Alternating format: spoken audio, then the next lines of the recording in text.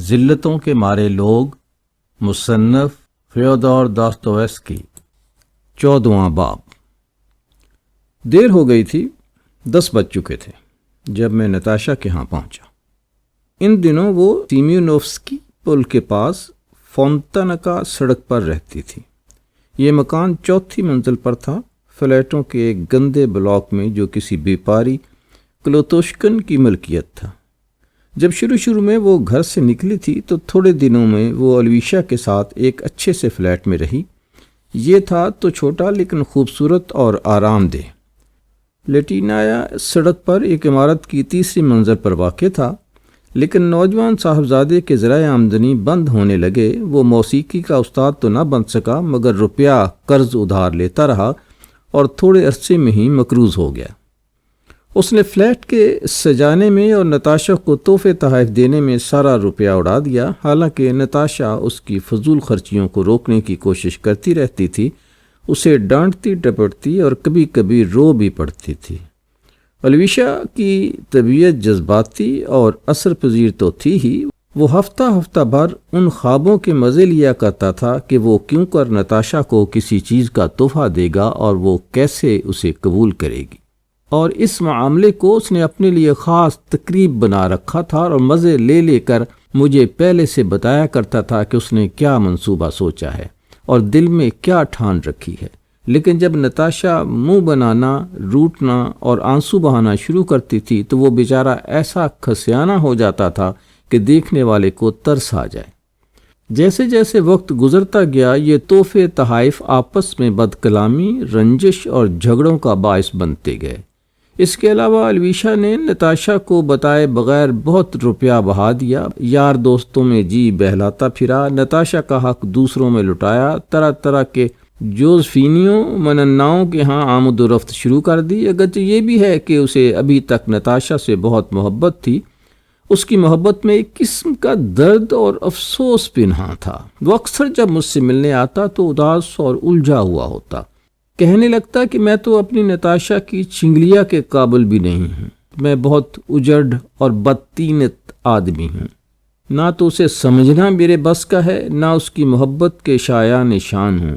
اس میں ایک حصہ سچائی ضرور تھی، ان دونوں میں کوئی برابری نہ تھی۔ نتاشا کے سامنے وہ بچہ لگتا تھا اور وہ اسے بچہ ہی شمار کرتی تھی۔ اس نے آنکھوں میں آنسو بھر کے میرے سامنے کسی جوزفین سے اپنے تعلقات کا اقرار کیا، لیکن ساتھ ہی یہ بھی قسم دے دی کہ میں نتاشا سے اس کے بارے میں کچھ نہ کہوں۔ اور جب ان سب اقراروں کے بعد وہ نتاشا کے پاس دبتا ہوا، لرزتا ہوا واپس پہنچا اور مجھ سے ضد کی کہ میں بھی ساتھ جاؤں، کیونکہ جو کچھ حرکت سرزد ہو چکی تھی اس کے بعد نتاشا سے نظر چار کرنے میں ڈر لگتا ہے، اور صرف ایک میں ہوں جو ایسے وقت میں اس کے کام آ سکتا ہوں۔ تو نتاشا نے اس پر پہلی نظر ڈالتے ہی سمجھ لیا کہ معاملہ کیا ہے۔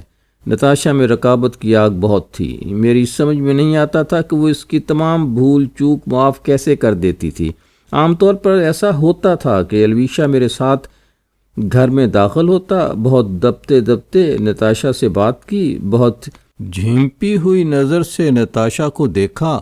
وہ دیکھتے ہی تاڑ گئی کہ الویشا سے کوئی غلط حرکت سرزد ہوئی ہے، لیکن جان بوجھ کر انجان بن گئی۔ وہ کبھی اس سوال کو چھیڑنے کی پہل نہیں کرتی تھی، نہ اس سے پوچھ گچھ کرتی تھی، بلکہ اس کے بجائے اور دگنی محبت سے اسے گلے لگاتی، اس کے ساتھ اور زیادہ پیار محبت کرتی اور ہنستی کھیلتی۔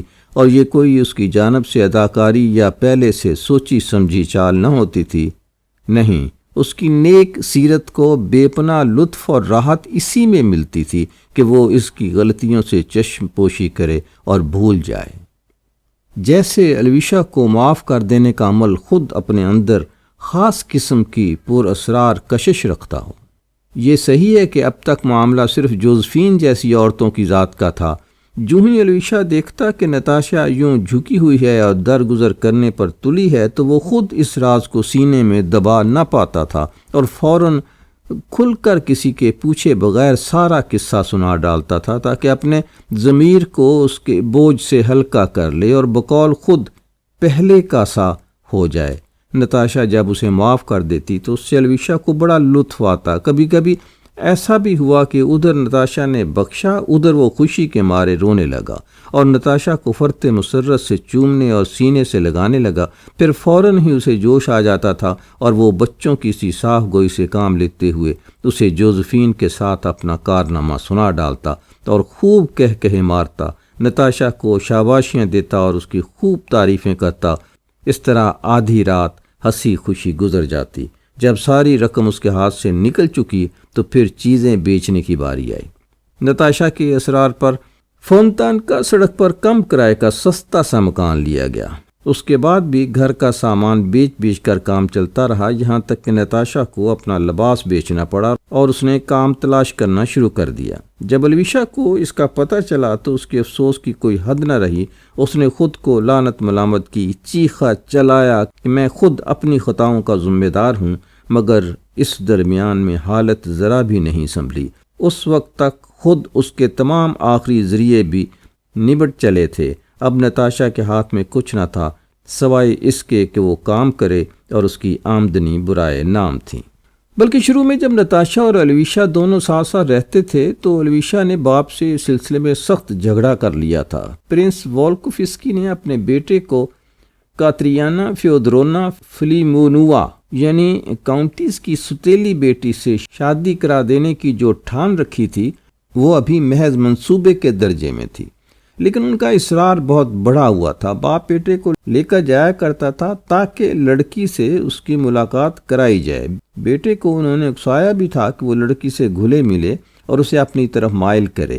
اس کے علاوہ دلیل سے، سختی سے اسے قائل معقول کرنے کی بھی کوشش کی تھی، لیکن کاؤنٹیس کی وجہ سے یہ منصوبہ ناکام ہو گیا۔ اتنے میں نتاشا سے الویشا کا یہ قصہ ہو گیا اور باپ نے اس طرف سے چشم پوشی کر لی۔ اس نے ٹال دیا کہ ذرا وقت گزر جانے دو۔ وہ خوب آگاہ تھا کہ بیٹا خیال کا کمزور اور ارادے کا کچا ہے، اور اسے امید تھی کہ یہ محبت کا جنون 4 دن کی چاندنی ہے۔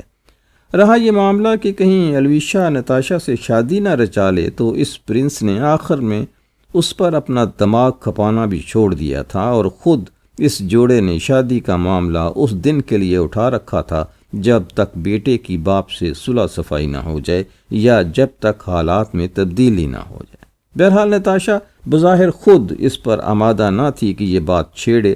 خود الویشا کے منہ سے ایک روز میرے سامنے رازدارانہ طور پر یہ بات نکل گئی کہ ابا جان اس سارے قضیے سے کس قدر خوش نظر آتے ہیں کہ اس معاملے میں اخمنیف کو نیچا ہونا پڑا۔ بظاہر دکھانے کو وہ بیٹے کے ساتھ ناراضگی کا سا برتاؤ کرتے رہے، اور انہوں نے وہ جیب خرچ وہ پہلے ہی کچھ زیادہ نہ تھا کم کر دیا۔ صاحبزادے کو جیب خرچ کی بڑی شکایت تھی اور اب بالکل بند کرنے کی دھمکی دیتے تھے۔ زیادہ عرصہ نہ گزرا تھا کہ کاؤنٹیس کے پیچھے پرنس پولینڈ چل دیا۔ کاؤنٹیس وہاں کسی کام سے گئی تھی۔ پرنس اب کی بار بھی منگنی کی تجویز لیے ہوئے پہنچا۔ یہ درست ہے کہ الویشا کی عمر ابھی شادی کی نہ تھی، لیکن اس کا کیا علاج کہ لڑکی کافی مالدار تھی اور اس طرح کے موقع کو ہاتھ سے جانے دینا ممکن نہ تھا۔ آخر پرنس کو اپنے منشا میں کامیابی ہوئی۔ ہم تک یہ خبر اڑتی ہوئی پہنچی کہ اب اس معاملے نے حسب منشا رخ اختیار کرنا شروع کر دیا ہے۔ جن دنوں کا میں ذکر کر رہا ہوں انہی دنوں پرنس پولینڈ سے پیٹرسبرگ واپس آیا تھا۔ وہ اب کے بڑے پیار سے اپنے بیٹے سے ملا۔ اس نے جو دیکھا کہ الویشا ابھی تک نتاشا سے تعلقات قائم رکھے ہوئے ہے، یہ اسے ناگوار گزرا اور تعجب ہوا۔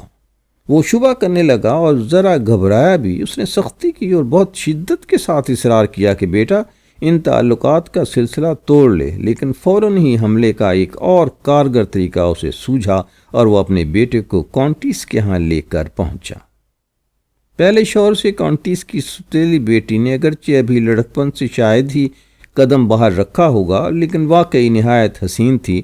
نقص سے بھی درست، شاداب، ذہین، ہوشیار، دلکش، بے مثال، شریف دل اور نفیس پاکیزہ روح کی مالک۔ پرنس نے یہ اندازہ لگایا کہ 6 مہینے ہو چکے ہیں، اس مدت کا کچھ تو اثر ضرور پڑا ہوگا۔ اب الویشا کو نتاشا کی ذات میں نئے نویلے پن کی کشش تو نہ ملتی ہوگی، اور اب وہ باپ کی تجویز کی ہوئی منگیتر کے متعلق 6 مہینے پہلے کے مقابلے میں ذرا مختلف طریقے سے سوچے گا۔